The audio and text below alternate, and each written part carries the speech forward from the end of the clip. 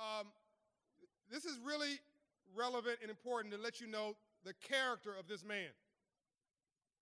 He leaves the meeting with the President of the United States of America on his own agenda early. Excuse me, Mr. President, I'll be back. Gets his aide, who's here with him. I don't see her at the moment. Please stand up.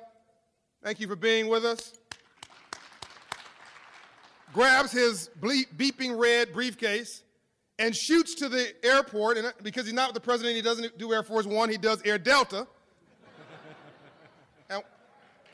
Amen.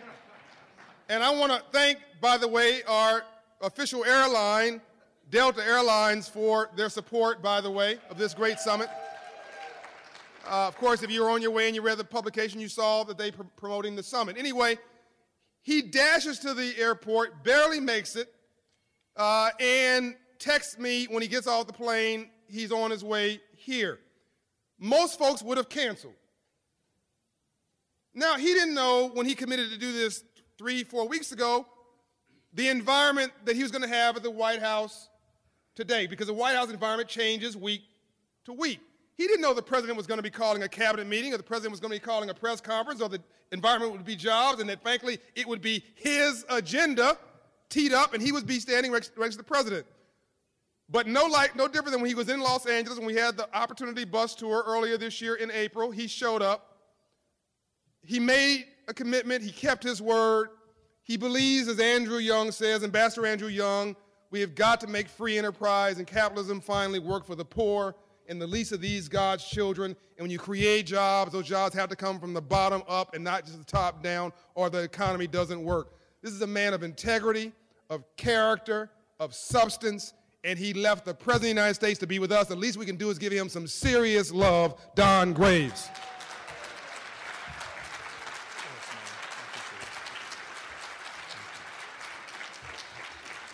Thank you. Thank you. Thank you very much, John. Thank you so much for allowing me the opportunity to be with you today to talk about this issue, to focus on financial dignity. There is no more important issue for this day than making sure that every person in this country has the opportunity to succeed, the opportunity to find financial success and financial freedom, financial dignity. So thank you, John, for what you do. And on behalf of the President of the United States, I bring greetings. It's been a good week. It's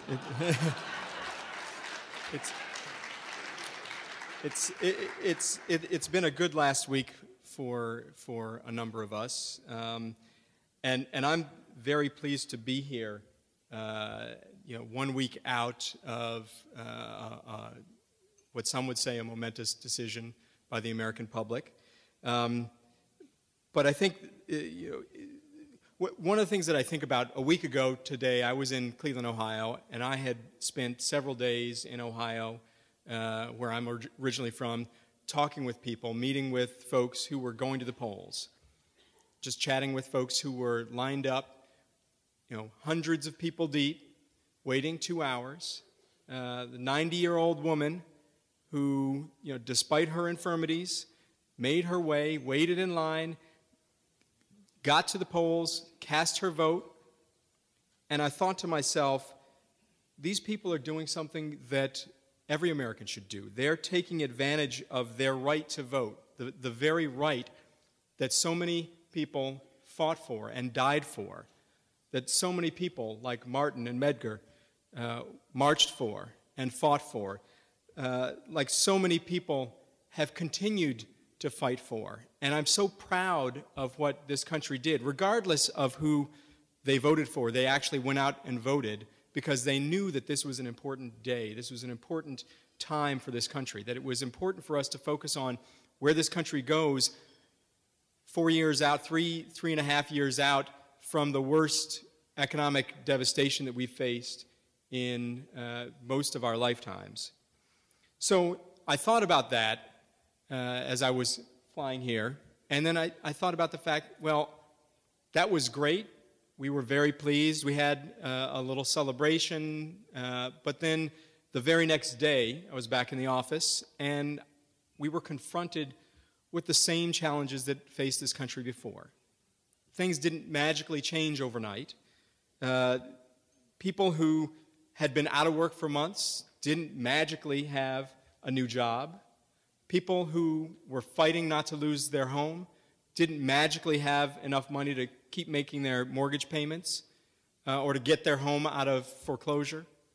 So even though it was a momentous decision, it was a momentous night, it still meant that we had to go back to work for the American people. We had to go back and deal with all the things that you all and so many others around the country are dealing with on a daily basis. And so that is exactly why I am so pleased to be here today. It's to participate in a conversation, not just amongst some pretty amazing people who've done a lot in their own right to change their communities or change the world, but to begin a conversation with so many of you, so that you all will go back to your own communities and engage in these conversations. How can we take our country from where it's been and lead it to the next phase of our economic growth? The president says this all the time.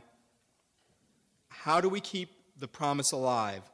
The promise that we made, that so many have understood, that we've made to generation after generation, that if you work hard, that if you keep up your end of the bargain, that you can put a little aside to save for a home. You can start a family. You can put your kids through school. You can put a little aside for retirement.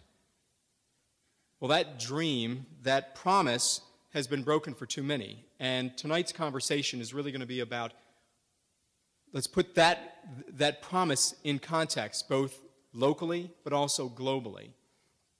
The president created the Jobs Council 2 years ago as a way for him to get direct feedback on the issues that people all across the country felt were the most important for getting this nation going forward, getting the economy righted.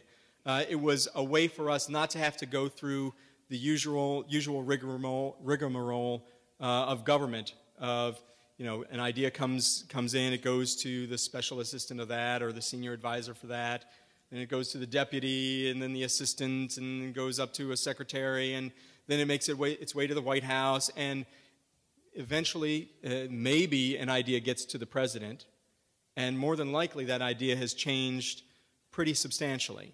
And the president said, I want to hear directly from folks who are running companies, who are starting small businesses, who are employing people, folks who have spent their lives looking at the issues affecting local communities, folks who are representing the hardworking workers of this country.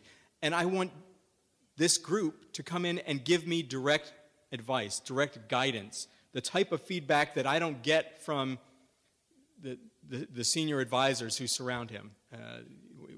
I like to think that we're a pretty good group of advisors, but we can't always give him the feedback that you all do, who are facing the difficulties of running companies or trying to keep people in their jobs every single day of the year.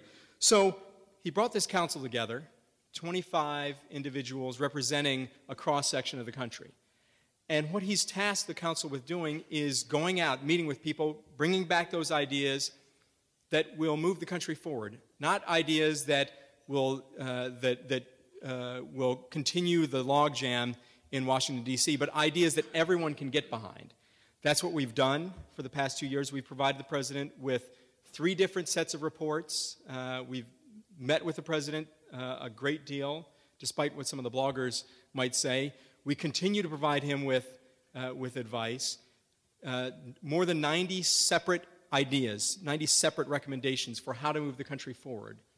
And in fact, we've already either fully implemented or substantially implemented. That means we're a few weeks or months away from full implementation of 90% of those different ideas, from ways to help small businesses grow, to ways to help people continue to stay in their jobs, from ways to get the training and education that they need so that they can compete successfully against the global competition that we see every day. I'm sure Jim's going to talk a little bit about that in just a moment. to ways that we can assist businesses succeed through improvements in regulatory improvements, to ways that we can improve our tax structure. We've made substantial progress on those ideas, but we're still out here because we want to get more ideas. We want to continue that conversation. As I said, things haven't changed overnight. They take a long time. And we're going to be continuing to fight and change and work for the American public over the next 3-4 years, certainly, to make a difference in people's lives. So I am pleased for us to be here today and have this conversation to talk about what it's meant for Atlanta, the Atlanta miracle, but also what Atlanta is for the rest of the country, and to talk about how we can learn from the Atlanta success story and use that all across the country as we think about ways that this country competes against the rest of the globe. But it's not all. Nothing here is perfect.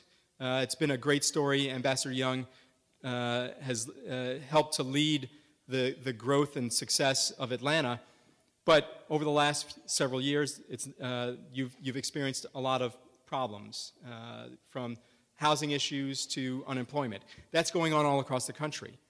What can we do here, building off what Ambassador Young and so many others did, to reinvigorate Atlanta, but also reinvigorate the rest of the country? So let me stop talking now so we can get to the heart of why you all are here and why I'm here, to engage in the conversation that I think will begin the drive to keep this country on top of the rest of the world.